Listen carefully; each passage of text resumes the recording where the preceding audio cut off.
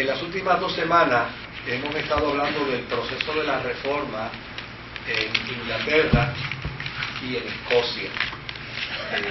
Desde luego estamos en el siglo XVI, ya estamos bastante cerquita, ¿no?, para trabajar ya con cosas más modernas. Aunque hoy vamos a hablar de algo moderno, y fue de un tiro que le dieron a alguien, ¿no? Y eso es moderno porque con antelación no daban tiros, era rechazo y guillotina o hoguera, ¿no? Así que hoy, cuando estábamos tomando esas notas, y decía, mira qué gracioso, pues ya estamos acercándonos a lo moderno, ¿no? Por lo menos a los tiros. Pero hoy quisiéramos trabajar un poquito con la forma y manera como se desarrolló el protestantismo en Francia.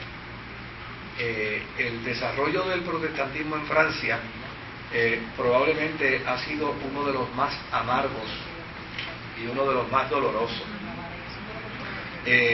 A pesar de que en el siglo XVI Francia tenía un grado extraordinario de unidad en todos sus territorios, o sea, todo el territorio francés gozaba de una unidad extraordinaria, pero desde luego con el transcurrir del siglo, en la medida en que el siglo se fue adentrando,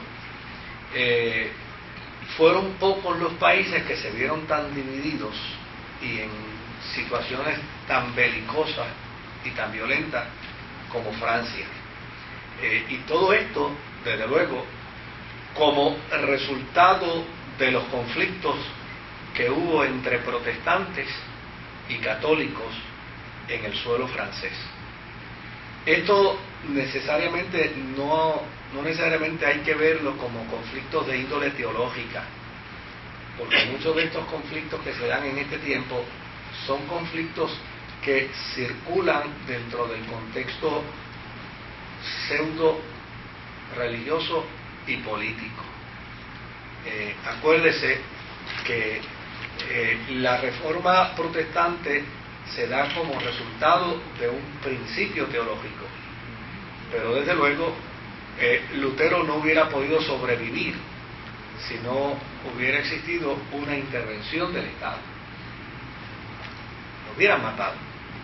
Así que el Estado en muchas ocasiones era un mal necesario, ya sea para defender el catolicismo o ya sea para defender al protestantismo. Ambos necesitaban esa cobertura, ¿no? La cobertura del Estado. Así que eso de las coberturas parece que es viejo, ¿no? Y desde luego la guerra o las guerras, porque fueron varias guerras que se dieron en Francia como resultado del conflicto entre los protestantes y los católicos, tenemos que verla dentro del contexto histórico de la monarquía, de la monarquía que en ese momento existía en Francia. Cuando estalló la Reforma, quien reinaba en Francia era Francisco I. Y desde luego, la política religiosa de Francisco siempre fue ambigua y siempre fue vacilante. Como la mayoría de los gobernantes de aquel tiempo, que tenían el aval y que tenían el apoyo, obviamente, del papado para sus posiciones imperiales, pues desde luego Francia y Francisco I en Francia también gozaba de ese gran privilegio, además de que no podemos olvidar que por muchos años el papado reinó en Francia. O sea que Francia era un bastión bien fuerte del catolicismo romano, porque aun cuando ya Roma tenía sus oficinas centrales, a muchos de los papas les encantaba estar metidos en Aviñón en lugar de estar en Roma. Y desde luego esto hacía entonces que la experiencia católica dentro del Estado francés tuviera una solidez y una fortaleza extraordinaria. Pero el protestantismo había encendido su llama, y había encendido su llama para nunca más apagarla, porque el protestantismo no solamente tenía una fase teológica, el protestantismo, como hemos visto, tenía también una fase política, y por el otro lado tenía otra fase social, de inconformidad de las masas, porque desde luego dentro de la gesta católico y Estado, quienes salían perjudicados muchas veces eran los pobres o eran algunas familias en particular, y desde luego estas familias se iban a mover dependiendo de quién le pudiera rendir mejores beneficios. Con Francisco I, aun cuando el protestantismo entró también a Francia, desde luego él no quería a los protestantes en su tierra, porque esto dividía al país.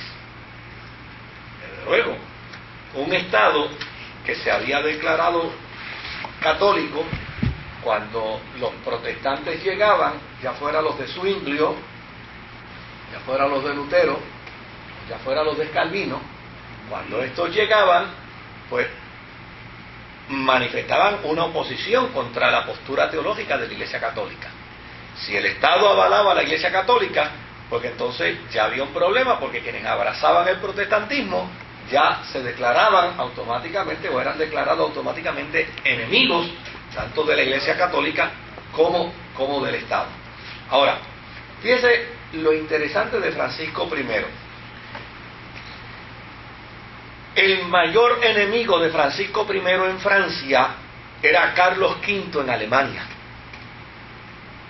Y a pesar de que Francisco I no quería saber de los protestantes, se alegró muchísimo de saber que los protestantes le habían hecho canto a Alemania y a Carlos V su territorio, porque ya necesariamente Carlos V no tuvo otra alternativa que acceder que territorios completos donde habían duques y donde habían príncipes y donde habían gobernantes, pues esta gente abrazaba el protestantismo, y él no tenía otro remedio que, para mantener la unidad de su estado y de su reino, pues tenía que tolerar a estos gobernantes que se hacían protestantes, que se hacían sobre todo luteranos.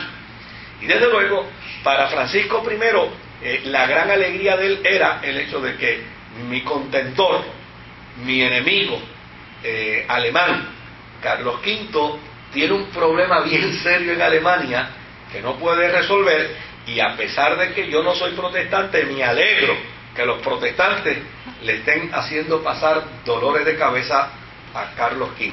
Ahora, desde luego, eso no quiere decir que él apoyara el protestantismo.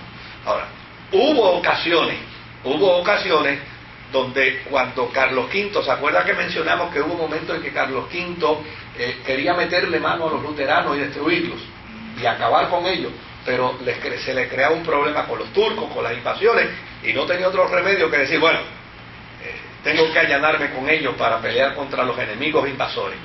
Pues desde luego, cuando hubo momentos en que Carlos V quiso hacerle daño a los cristianos protestantes en Alemania, lo interesante es que Francisco I, que no quería saber de los protestantes, llegó inclusive a apoyar y hacer acercamientos con los protestantes de Alemania, nada más que para hacerle imposible la vida a Carlos V. Fíjense qué interesante, ¿no? Cómo se da esta dinámica. Sí. Así es que cuando eso se daba, ¿no? Que pues obviamente había un encuentro entre los protestantes alemanes con Francisco de Francia y conversaban, pues desde luego los protestantes alemanes se encargaban de decirle a Francisco, mira, en Francia tenemos hermanos de nuestra fe también luteranos, y verdad, nosotros no queremos que tú no nos apures, que ellos están tranquilos ahí. Y desde luego esa interacción que él tenía con los protestantes de Alemania beneficiaba a los protestantes de Francia